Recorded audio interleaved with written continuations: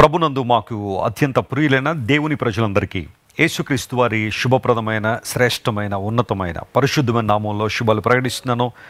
ప్రతి ఉదయకాలం మనం దేవుని సన్నిధిలో దేవుని వాగ్దానాన్ని ధ్యానం చేయడానికి ప్రభు అనుగ్రహిస్తున్న కృపను బట్టి సకల ఘనత మహిమ ఆయనకు మాత్రమే చెల్లును గాక. మన బ్రతుకుల ద్వారా దేవుడు మహిమ పొందాలని ఆశిస్తున్నారు. యెషయా గ్రంథంలో ఉంటుంది కదా, నా మహిమ నిమిత్తం నేను కలుగు చేసిన నా ప్రజలని. దేవుడు మనల్ని కలుగు చేసిన కారణం ఆయనకు మహిమను తీసుకురావాలని, ఆయనకు స్తోత్రము మనందరం చెల్లించాలని. అందును బట్టి మన జీవితాల్లో దేవుడు చేస్తున్న ప్రతి ఉపకారాన్ని తలంచుకుని, ప్రతి మేళ్లను తలంచుకుని ప్రభువుని స్తుతించగలిగితే అంతకన్నా సంతోషం మరొకటిలే. ప్రతి ఉదయకాలం వాగ్దాన సందేశం ద్వారా మీలో చాలామంది దీవెన పొందుతున్నట్లుగా మీరు అందిస్తున్న సాక్ష్యాలను బట్టి నేను ప్రభువును స్తుతిస్తూ ఈ పరిచర్య ద్వారా ప్రపంచవ్యాప్తంగా దేవుడు అనేక మంది జీవితాల్లో జరిగిస్తున్న అద్భుతాలను బట్టి దేవునికి మహిమను చెల్లిస్తున్నారు. ఈరోజు వాగ్దానం కోసం కనిపెడుతున్నారు కదా, పరిశుద్ధ గ్రంథాలు తెరవండి. 41వ కీర్తన 3వ వచనాన్ని ఈరోజు ధ్యానాంశంగా చదువుకుందాం. Psalm 41 and verse 3. రోగశయ్య మీద యెహోవా వానిని ఆదరించును, రోగము కలుగగా నీవే వానిని స్వస్థపరచుదువు. ప్రియులారా గమనించండి, 41వ కీర్తన దావీదు మహారాజు ద్వారా రాయబడిన కీర్తన. మానవ జీవితంలో రోగములు రావడం సహజమే. వ్యాధులు, రోగములు, బలహీనతలు అనేవి వస్తూనే ఉంటాయి. అయితే రోగము వచ్చినప్పుడు దేవా నీవు నన్ను ఆదరిస్తున్నావు, నన్ను స్వస్థపరుస్తున్నావని దైవజనుడు తన జీవిత అనుభవం నుంచి చక్కని మాట రాసుకుంటూ వచ్చాడు. ప్రపంచంలో ఈ రోజున బ్రతుకుతున్న మనుషుల్లో సుమారుగా 800 కోట్ల మంది ప్రజలు ఈ భూమి మీద జీవిస్తున్నారు. బహుశా ఇంకొక 25 సంవత్సరాలు అంటే 2050 కనుక వస్తే 1000 కోట్లకు జనాభా చేరొచ్చు అనేది శాస్త్రవేత్తల యొక్క అంచనా. ప్రపంచంలో ఇంతమంది ప్రజల్లో కొంతమంది ప్రతిరోజు ఏదో ఒక వ్యాధి బారిన పడుతున్నారు. చిన్నపిల్లలకు వచ్చే వ్యాధులు కొన్ని ఉండొచ్చు, యవ్వన కాలంలోకి వచ్చిన తర్వాత కొన్ని వ్యాధులు మనిషిని కబళించవచ్చు, లేదా వయసు పెరుగుతున్న కొలది కొన్ని వ్యాధులు మనిషిని కబళిస్తూ ఉంటాయి. కొన్ని సందర్భాల్లో ఏ ఒక్కరు ఊహించినట్టుగా లేదా బహుశా ఏ ఒక్కరు ఆలోచించినట్టుగా కొన్ని వ్యాధులు మనిషి జీవితంలోకి వస్తూ ఉంటాయి. అవి మనిషి యొక్క భవిష్యత్తును, ఆ తరువాత వారి కలలను షాటర్ చేస్తూ ఉంటాయి. ఎప్పుడైనా కొన్ని సందర్భాల్లో అలాంటి పరిస్థితులు ఉన్నప్పుడు మనం చేయాల్సిన పని ఏంటి అంటే దేవుని వైపు చూడడం.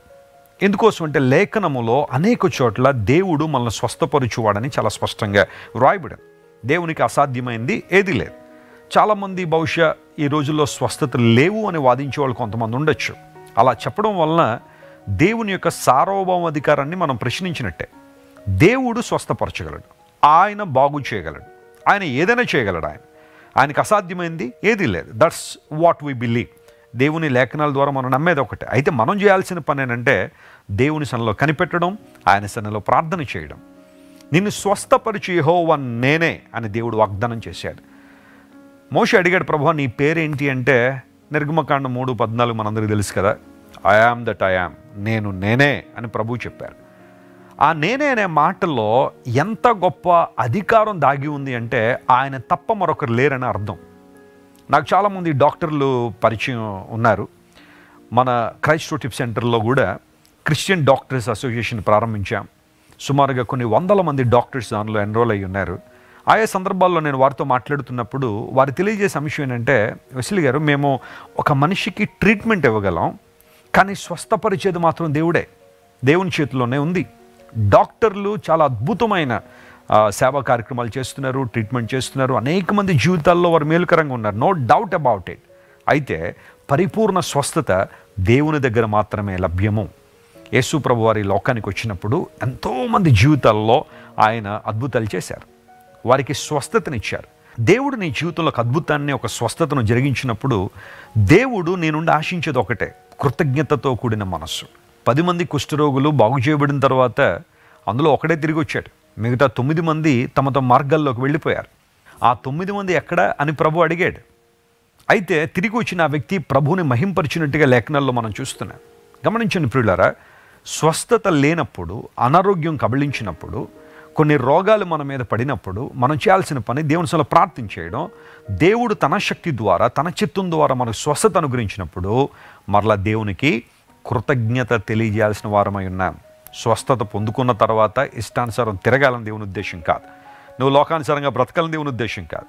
దేవుడు నీకు స్వస్థత ఇచ్చాడు కనుక నీవు దేవుని కోసం జీవించాలా, ఆయనకు మహిమకరంగా నీవు ఉండాలి.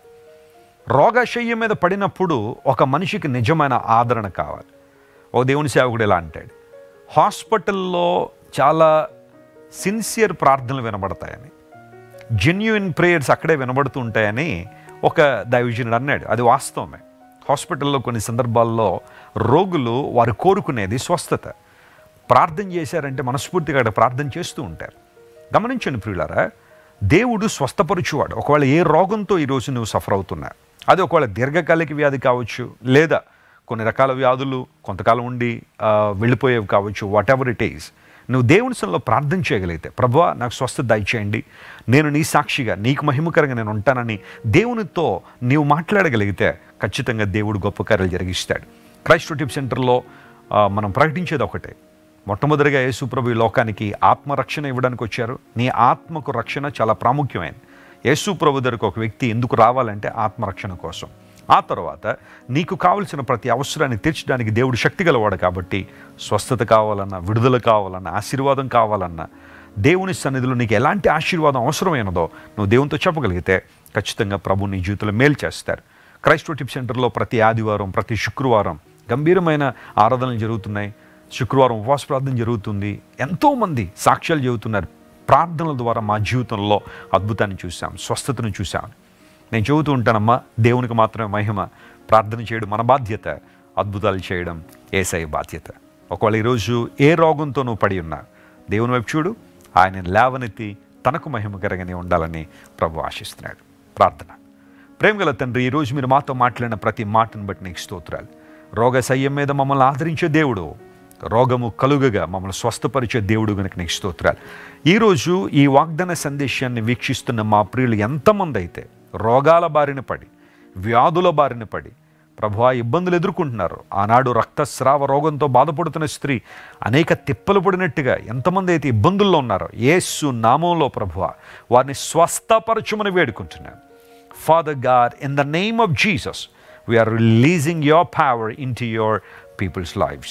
వారి జీవితాల్లో మేలు కలుగు చేయండి, స్వస్థపరచండి. తద్వారా నీకు మహిమకరంగా వారు జీవించడానికి మీరే సహాయం చేయండి.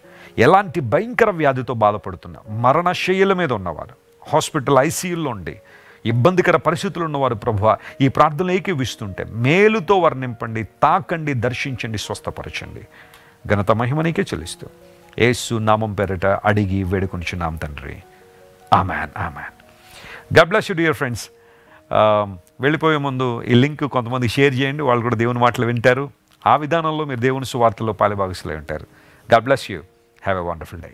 క్రైస్ట్ వర్షిప్ సెంటర్ ఓ బలమైన సంఘ ఉద్యమం. కొన్ని సంవత్సరాల క్రితం కేవలం 2 ప్రారంభించబడిన పరిచర్య నేడు ప్రపంచవ్యాప్తంగా లక్షలాది మందిని ప్రభావితం చేయుచున్నది.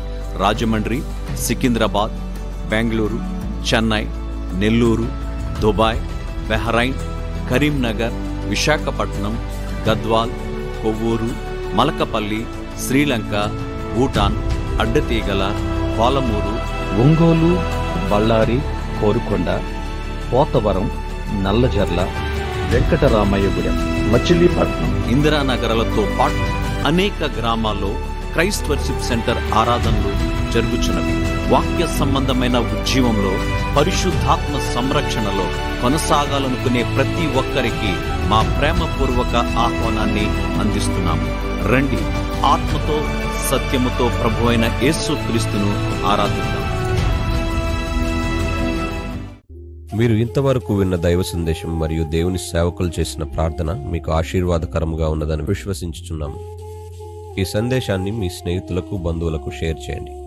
మీకు ఏదైనా ప్రార్థన అవసరత ఉన్నచో మా ఫోన్ నంబర్లకు కాల్ చేయండి.